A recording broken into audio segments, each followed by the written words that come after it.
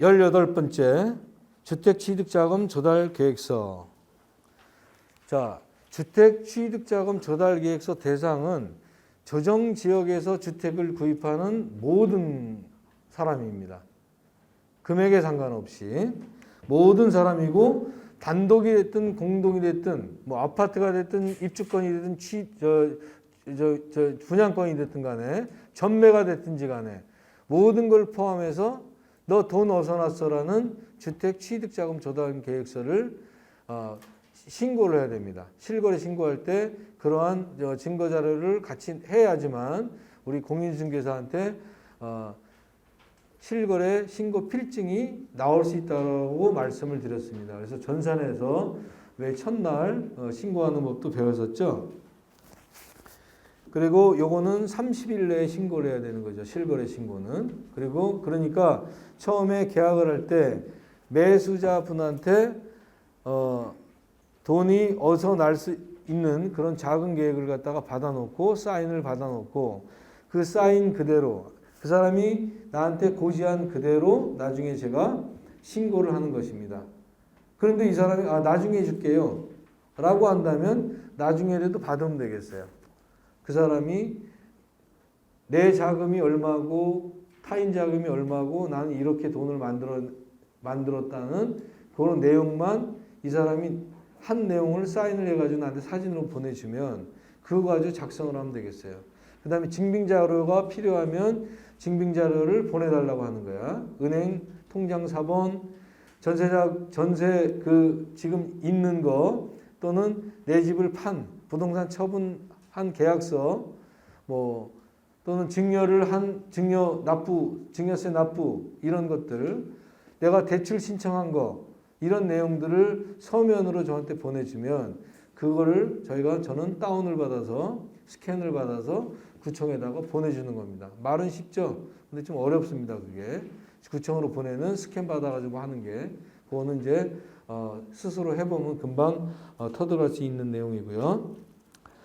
자, 여기를 194페이지를 봅시다.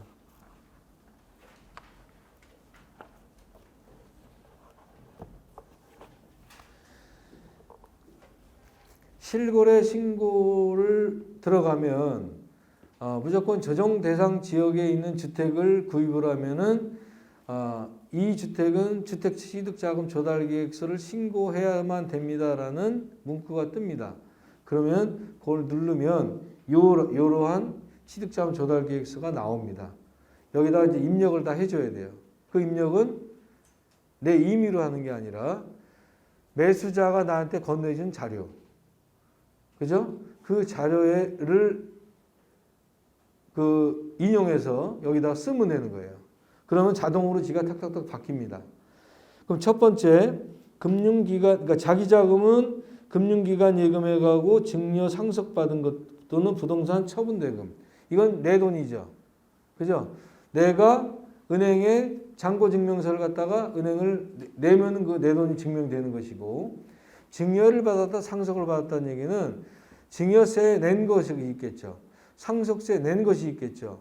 그것이 내 돈이 된 것이니까 그것이 증빙자료가 되는 것이고, 다섯 번째, 부동산 처분대금이라는 얘기는 내가 이 집을 사는데 전에는 전세를 살았는데 그러면 전세계약서를 첨부하면 되는 것이고, 그죠? 내가 이전 집을 팔고 이 집을 사는 것 같으면 이전 집을 판 계약서가 있을 거 아닙니까? 그 계약서를 제출하면 되는 것이고, 만일 아직 집이 안 팔렸어. 이 집을 판 잔금 가지고 나 이걸 잔금을 하려고 해요. 한다면은 나중에 이 계약서를 첨부하겠습니다 라고 하면 통과가 됩니다. 그 다음에 차입금은 금융기관에 내가 대출할 예정을 가지고 있다면은 대출 금액을 한 3억을 했다. 그러면 대출 신청한 기록과 대출금 나온 기록이 있을 거 아닙니까? 뭐 그거는 뭐 무조건 그 증빙 자료가 되는 거니까 그거를 나중에 제출하면 되는 것이고, 임대보증금은 내가 현재는 이 집을 사는데 이 집에 어떤 사람이 전세를 살고 있고 또는 어떤 사람이 이걸 살고 있으니까 이걸 승계를 하고 하는 것이다. 그건 내 돈이 아니죠. 그래서 타인 자금으로 잡으면 되겠고요. 10번의 그 밖의 차입금 같은 경우에는 차용을 했다는 뜻이에요. 차용한 건 다 여기에 들어가는 겁니다. 차용한 건 어머니한테 빌렸든 아버지한테 빌렸든 내 여자친구한테 빌렸든 애인한테 빌렸든 무조건 얘는 차용증을 그 밖의 차입금으로 들어가는 거예요. 그러면 이때의 증빙자료는 뭐가 되느냐? 차용증이 증빙자료가 되는 거예요. 차용증을 쓰고, 차용증이라는 것은 누가 누구에게 얼마를 빌렸으며 언제까지 이러한 형식으로 돈을 갚겠음이라는 그런 변제에 관한 내용이 들어가야 됩니다. 그리고 이자 부분이 만약에 몇 퍼센트 이자 부분으로 빌렸다 하면은 실질적으로 통장에 들어간 이자 부분이 나중에 증빙자료 제출하세요라면 그것을 제출해야 됩니다. 그러니까 돈을 뭐 3천만 원 빌렸다, 5천만 원 빌렸다 이 정도는 큰 의미는 없지만 3억을 빌렸다, 억 단위로 빌렸다는 얘기는 나중에 증빙자료를 제출하라고 할 수가 있어요. 그럴 때는 미리 차용증을 다 작성해 놓고 통장에다가 이자와 또는 내가 원금만 갚기로 했다, 원금 상환으로 하기로 했다, 이자 안 들어가고 그랬을 경우에는 원금이 들어가는 통장 이런 걸 나중에 다 카피해서 증빙자료를 제출하면 되겠어요. 그러니까 금액이 크면은 미리 이런 것들을 준비를 해 놓으라고 매수인한테 말씀을 드려야 됩니다. 그래서 이제 이것을 이 자금 조달 계획서를 제출하는 데 있어서 서류가 준비가 안 되는 것들이 있어요.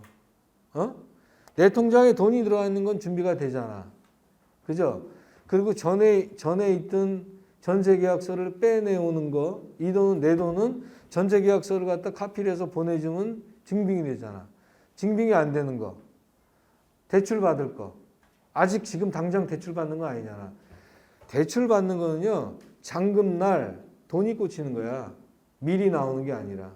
잔금이 12월 31일 날 잔금을 정했다. 그럼 대출은 12월 31일 날 나오는 거야. 그러니까 그거를 그 자료는 지금 제출 불가능하단 말이에요. 그러니까 그거하고 내가 이 집을 샀는데 나는 이 집을 팔고 이 집을 나중에 잔금을 치를 거예요. 그러면 이 집 아직 안 팔렸어. 팔렸으면 계약서를 갖고 오면 되는데 안 팔렸어. 그럼 매도를 했을 때 나는 이거를 제출하겠다. 이렇게 그 밑에다 사유를 쓰면 되겠어요. 그러면은 통과해갖고 필증이 나옵니다. 아시겠죠?